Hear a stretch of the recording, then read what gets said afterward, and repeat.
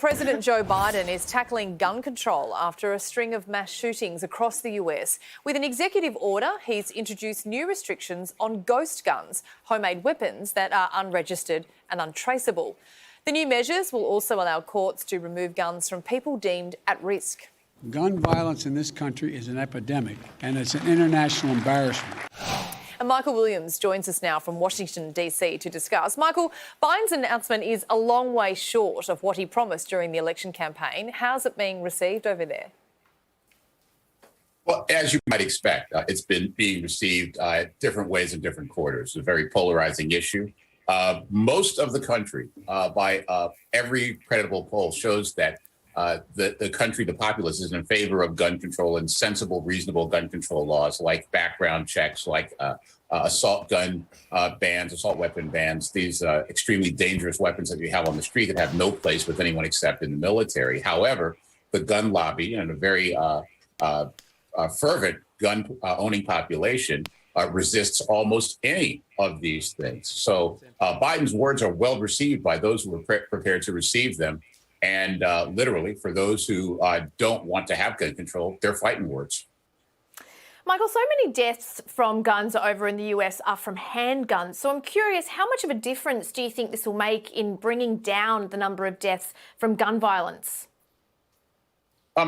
If it's enacted, I think it should make, even if it's one, it's useful, right? Because a life saved is a life saved. But I do not think that it will make a meaningful dent. Look, I think we have, I was looking at the statistics, we have 148 people dead, 481 injured from mass shootings just this year, up until March 31st, and many of them from handguns. And it's the mass shootings that you see in the news, but those individual tragedies with people in arguments and loved ones and robberies and things like that, there's so many more of those that don't make the news.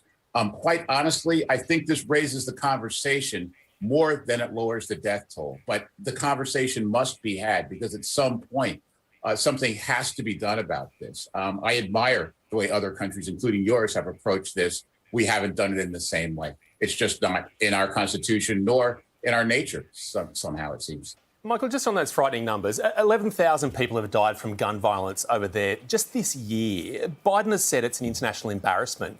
But do Americans actually care what the rest of the world really thinks of them right now?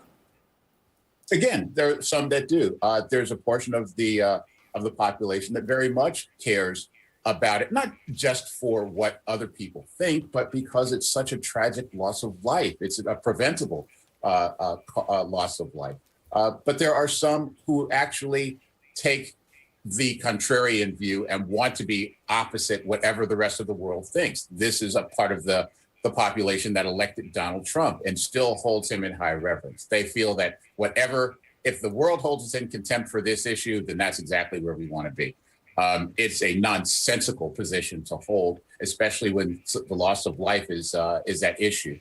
But sadly, that's where the intellectual standing of the U.S. is right now across this argument. Look, we've had a shooting where 25 young children were murdered at Sandy Hook. And you would think that would be the thing that changed people's minds. I'm not sure what it takes to get people's minds to change other than time and more loss. But I think that's where we are.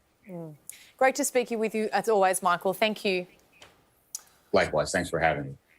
With so much content online, it's sometimes hard to keep up with it all. And let's face it, who has the time? The Project YouTube has you covered with the stories that matter. Hit subscribe for a daily list of the news that you need to know.